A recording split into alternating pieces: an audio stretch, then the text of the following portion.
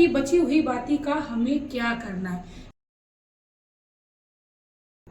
Shri Hari, welcome है आप सभी लोगों का मेरे चैनल में। दोस्तों, आज की वीडियो में हम जानेंगे कि दीपक की बची हुई बाती का हमें क्या प्रयोग करना चाहिए, इसके साथ ही दीपक की बची हुई बाती के क्या फायदे होते हैं। तो चलिए दोस्तों, वीडियो को शुरू करते हैं। उससे पहले मैं मेरे आराध्य श्री लक्ष्मी नारायण को मैं कोटि कोटि प्रणाम करती हूँ, मैं उनको कोटि कोटि नमस्कार करती हूँ। सबसे पहले दोस्तों, दीपक का महत्व समझ लेते हैं। जैसा कि आप देख रहे होंगे कि मेरे घर के मंदिर में दीपक जो है वो डायरेक्ट जमीन पे नहीं रखा है। आप लोग देख रहे होंगे कि मैंने इसे एक पात्र में रखा है, क्योंकि दोस्तों दीपक को कभी भी हमें डायरेक्ट जमीन पर नहीं रखना चाहिए। दीपक या तो हमें कुछ चावल का ढेर कर लेना चाहिए, उस पे रखना चाहिए, नहीं तो आप उस फूलों की पंखुड़ी को तोड़ लीजिए, यानी कुछ फूल को आप तोड़ सकते हो। उसके बाद वो आसन देकर आप इस तरीके से दीपक रख सकते हो। जैसे कि अब ये काम रोज संभव नहीं है, तो फिर मैं क्या करती हूँ, इस तांबे की प्लेट को मैंने खाली करके रखा। हमेशा ही मैं इस दीपक को ऐसे रखती हूँ, यानी दीपक को मैं आसन देती हूँ। तो आप लोग भी इसी तरीके से अपने घर के मंदिर में दीपक को हमेशा ही रखें। दीपक का विशेष महत्व है। दीपक जो हम जलाते हैं, इसमें कई सारी दिव्य शक्तियां प्रवीण हो जाती हैं। इसके साथ ही यदि किसी बच्चे को बहुत लंबे समय से बुखार है, बच्चा जल्दी जल्दी बीमार पड़ जाता है, तो ऐसे में आप दिए को पानी में डालकर 15 मिनट के लिए छोड़ दें। उसके बाद वो जो दिया पानी था उस बच्चे को पिला सकते हैं। उस बच्चे को पिलाने से यदि बच्चे की जो बीमारी है, किसी की नजर के कारण लगी हुई है, यानी बीमारी सही नहीं हो रही है, किसी की दृष्टि दोष लगा हुआ है, तो जल्दी से उस बीमारी से निजात मिल जाती है। खास बात ये याद रखनी चाहिए कि जल्दी जल्दी हमें अपने घर के दीपक को बदलना नहीं चाहिए। यानी जितना पुराना हमारे मंदिर का दीपक होगा, फायदा उतना ही ज्यादा होगा।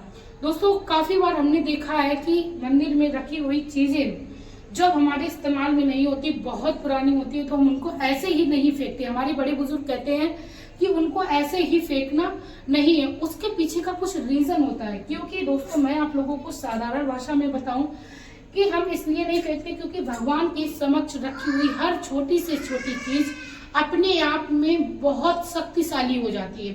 जैसा कि आप देख रहे होंगे कि यहाँ पर एक लोटा जल भी भरा रखा है, तो इस जल को भी आप साधारण ना समझे।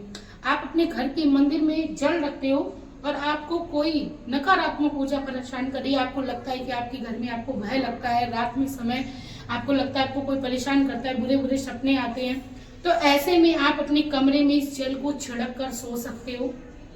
इसके साथ ही इस जल को आप अपने छत की बाउंड्री पर चारों तरफ डाल सकते हो, जिससे आपके घर में किसी भी प्रकार की कोई भी नकारात्मक ऊर्जा प्रवेश नहीं करेगी। ठीक है, तो इस तरीके से आप इस जल का प्रयोग करोगे। मैं इसके लिए एक स्पेशली वीडियो बनाऊंगी और इस पे सारा कुछ मैं आप लोगों से शेयर करूंगी। लेकिन चलिए बात करते हैं दीपक की बची हुई बाती का। उससे पहले मैं आपसे रिक्वेस्ट करना चाहूंगी कि प्लीज वीडियो अच्छी लगी तो वीडियो को लाइक कर दीजिए, चैनल को सब्सक्राइब कर दीजिए, साथ में एक प्यारा सा श्री लक्ष्मी नारायण का कमेंट कर दीजिए, जिससे मेरा मोटिवेशन और भी ज्यादा बढ़ता है और मैं आप लोगों के लिए नई नई जानकारी लेकर आती रहती हूँ। मेरे प्राणों से प्यारे मेरे श्री हरि। उसके बाद दोस्तों बात करते हैं कि अब इस दीपक की बची हुई बाती का हमें क्या करना है। क्योंकि मैंने बताया है कि दीपक की बाती को हमें कभी भी फेंकना नहीं चाहिए, ऐसा करने से घोर पाप लगता है। वैसे मुझे पता है हमारे हिंदू धर्म में इतना तो पागल कोई नहीं है जो दीपक की बाती को ऐसे ही कूड़े या कचरे में फेंक दे। तो अब इसका क्या करना चाहिए, चलिए बताते हैं। इस दीपक की बाती को हमें पहले तो एक पॉलिथीन में इकट्ठा करते रहना है, 15 दिन, 20 दिन, 1 महीने। यानी दीपक की बातियों को आपको इकट्ठा कर लेना है और किसी एक मिट्टी के पात्र में ऐसे दीपक को लेना है। मेरे पास अभी छोटा सा दीपक था तो मैंने अभी उसमें ही ले लिया है। बड़ा सा यदि आपके पास दीपक है उसमें भी आप रख सकते हैं। बड़े से दीपक में आप इसको रख लीजिए। रखने के बाद दोस्तों आपको क्या करना है, इसको ऐसे किसी भी एक पात्र में रख लीजिए जिससे आपके हाथ ना जले। तो मैंने इसको ऐसे पात्र में रख लिया है। अब इन बाती को क्या करना है, हमें जलाना है। आप चाहो तो थोड़ा सा कपूर रख लीजिए जिससे बाती जो है वो और भी अच्छी जलेंगी। और इससे जब हम कपूर संध्या शाम के समय जलाते हैं, खासकर आपको एक बात और याद भी रखनी है कि इन बातियों को आपको सूर्यास्त के बाद, जब सूर्यास्त हो जाता है यानी जिनको दिन ढलने का जब समय बोलते हैं, उस समय आपको इन बातियों को प्रयोग में लेना है। इससे मैं आप लोगों को फायदे बताऊं क्या क्या होंगे। एक तो आपके घर में यदि आपको भय लगता है उससे मुक्ति मिलेगी। दूसरा, आपके बच्चे को नजर लग जाती है उससे मुक्ति मिलेगी। और इसके साथ ही आपके घर में आप देखेंगे एक नया प्रभाव हो गया है, भगवान की कृपा यानी दिव्य शक्तियों का आपको आभास होने लगेगा। ठीक है, तो आपको क्या करना है चलिए मैं बताती हूँ, साथ में और फायदे भी बताती हूँ। तो चलिए इसको करते हैं, जलाते हैं, इसको जलाते हैं। ऐसे आप ले लीजिए और इसको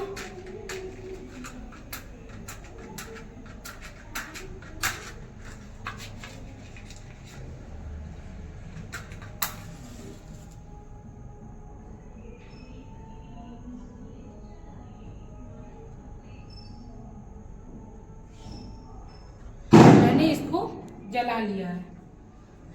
अब जलाने के बाद आप लोग देख रहे होंगे ये जो बाती हैं वो अच्छी तरह से, तो दोस्तों मैंने इसको जला लिया है।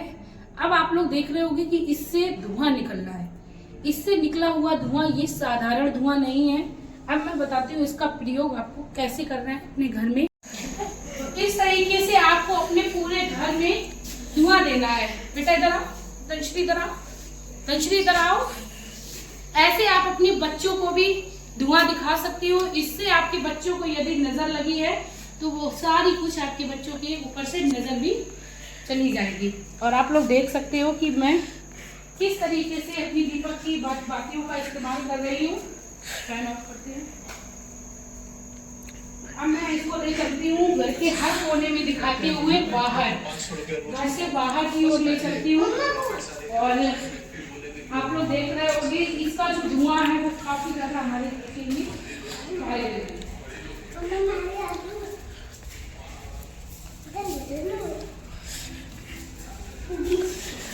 इस तरीके से मैंने पूरे घर में धुआं कर दिया है। ठीक है दोस्तों, अब आपके मन में सवाल आ रहा होगा कि अब मैंने दीपक की बची हुई बातियों का पूरे घर में धुआं कर दिया है, अब इन बातियों का जो राख है उसको भी आपको फेंकना नहीं है। बहुत ही फायदेमंद होने वाला है आपके लिए ये नियम। आपको क्या करना है, जो दीपक की बची हुई बाती का जो भी ये राख रह जाती है, इसको आपको क्या करना है, इसको चाहे तो आप पुड़िया में पैक कर सकती हैं, नहीं तो आप तुलसी की क्यारी में भी डाल सकती हैं।